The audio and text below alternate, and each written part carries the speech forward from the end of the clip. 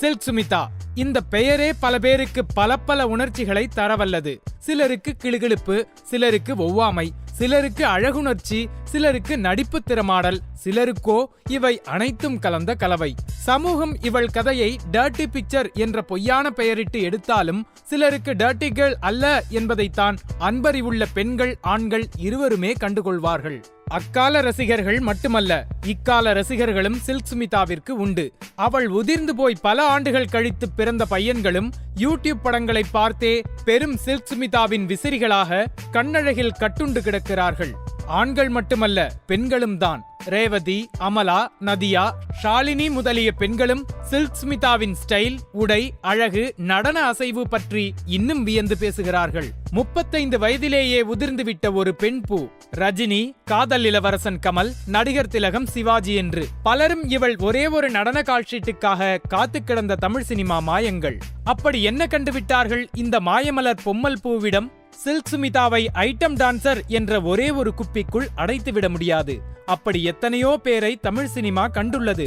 ஆனால் நீ இல்லாவிட்டால் இன்னொருத்தி என்ற அளவில்தான் அவர்களையெல்லாம் வைத்தது.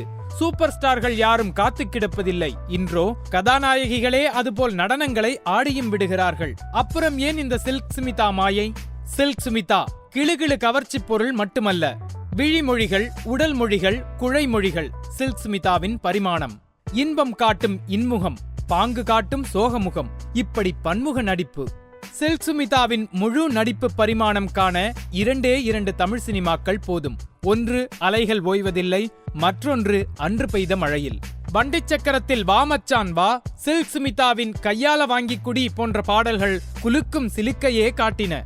ஆனால் அதையும் தாண்டிய நடிப்பை காட்டியது அலைகள் ஓய்வதில்லை. எஸ்தர் என்ற கிறிஸ்துவ பெண்ணாய் கணவனின் ஆணாதிக்கம் எதிர்த்து காதல் கலப்பு திருமணம் செய்து வைக்கும் சில்க் சுமிதா. ரகசிய போலீசில் பாவா பாவா என்று குழையும் மென்குரல் பெண்ணுக்குள்ளா இத்தனை ஆணாதிக்க எதிர்ப்பு குரல்? அது 3ஆம் பிறை வரைக்கும் கூட தொடர்ந்தது. சமூக கட்டமைப்புகளை மீறும் பெண்மையின் துணிச்சல் அழகு.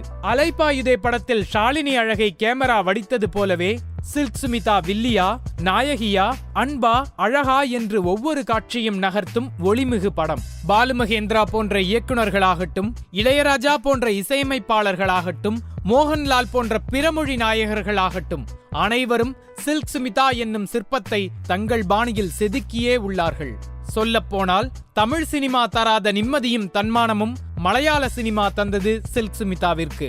அவள் கடித்து போட்ட ஆப்பிள்களை ஏலம் எடுப்பதும், ஒரே பாடலில் தோன்றி கதாநாயகியை விட அதிக சம்பளம் வாங்குவதுமாய் தமிழ் சினிமா ரசிகர்கள் அதீதம் காட்ட, மலையாள உலகமோ சில்க் சுமிதாவின் கவர்ச்சி உள்ளிட்ட நடிப்பை கூராக்கி அவள் தன்மானம் கெடாமலும் கொண்டாடியது.